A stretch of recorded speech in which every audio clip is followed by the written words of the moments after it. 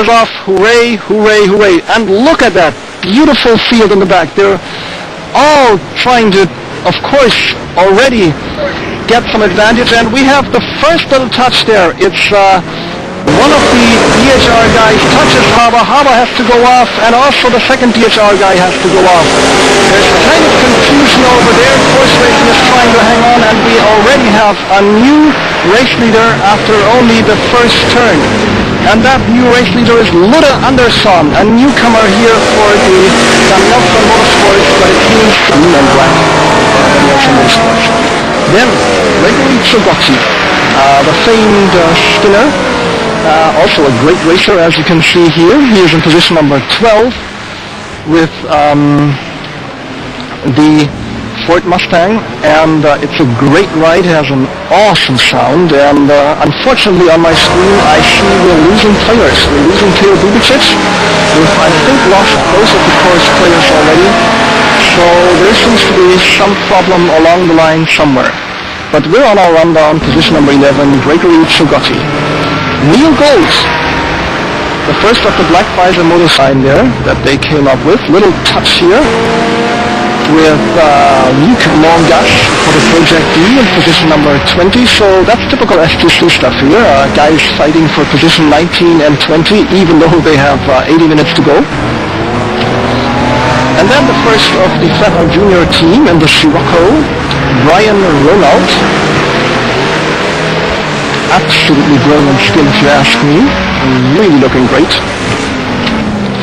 And the Carnet to Ludde Andersson, who is pursuing here down the very long straight at Bahrain.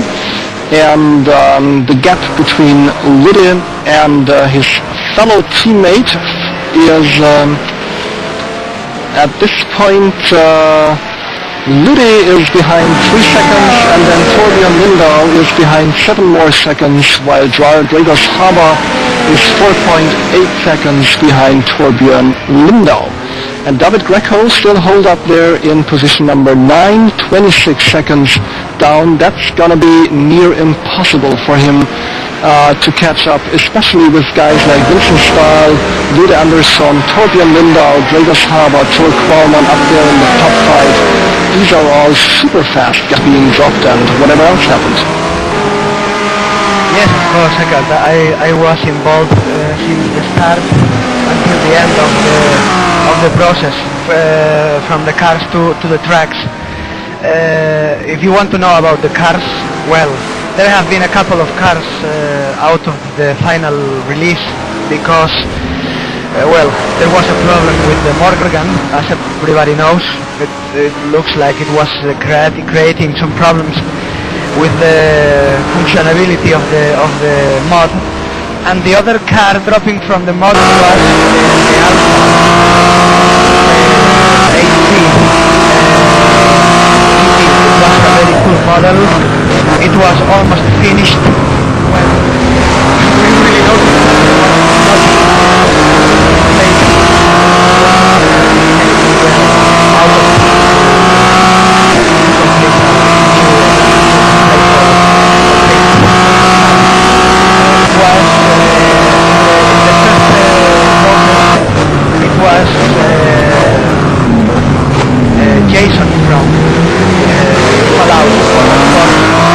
creating the basic mod.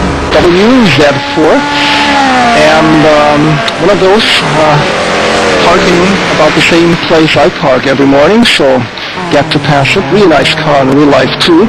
Followed by a racer that I hardly ever see in real life, that's Gregory Chogotti, and I must confess I'm not really into cars. Maybe David or Jose, you can tell me a little bit more about that racer we see there for the Project D.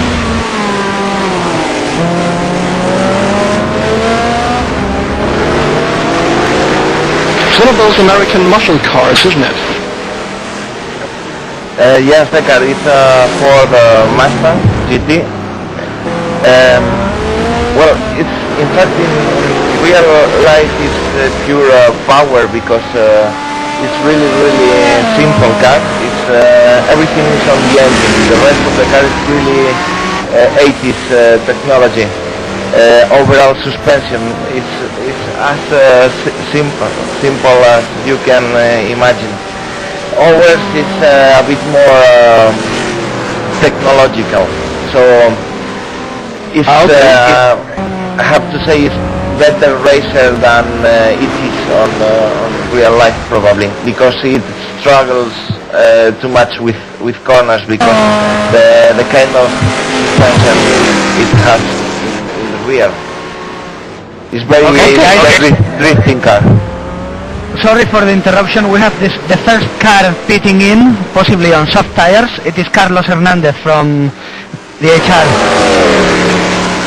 Yeah, that brings us to another great new feature in the mod that I really kept for this part of the race. We do have a new choice of tires. David, maybe you want to explain to our listeners, soft tires in GTR Evo, what's that? Yes, well, we wanted to add that new feature to our series in our attempt to make it more and more real every day. So we added 4 compounds instead of the usual wet and dry we had in the game version, the standard one. So we have soft tires and hard tires for dry. We have an intermediate compound. You know, when it's not raining and it's not dry. Yeah, so like 30% rain, 50% rain, that kind of weather. Exactly. And then we have the wet tires when it's full wet. Alright, so also then, as in real life, those intermediates, they would be okay in the, as you said, not dry, not wet, but if you put them on in the dry, they'll run down pretty quickly, won't they? Exactly. If you make a wrong choice, especially choosing a wet tire when the track is dry, as in real life, your tires will be gone in 5 laps. Oh well, I hope we'll see that. Well, I don't hope that for the racer who it happens to, but it certainly adds some spice. And you think that the DHR Fanatec, then at least one of the racers was on soft tires and is already in the pit now? Well, if it was my team having different compounds, I would go for different strategies. So, as answering to your question, Eckhart, I would say yes. One of the cars should be in dry. In soft. Okay. And I would say that the ones we are using are versions of the ones originals from different games. Alright, so maybe distorted electronically to make it sound like, as if this was one of the... Because you obviously notice it when you're in the, for example, BMWs, rather silent really, and one of these huge, massive Mustangs coming up from behind, you hear that sound a mile off. It's breathtaking. Yeah, exactly. By the way, we have, sorry for the interruption. Yeah, and better they should. We're about halfway through, aren't we? I didn't quite catch the time when the race started, but we should be about halfway.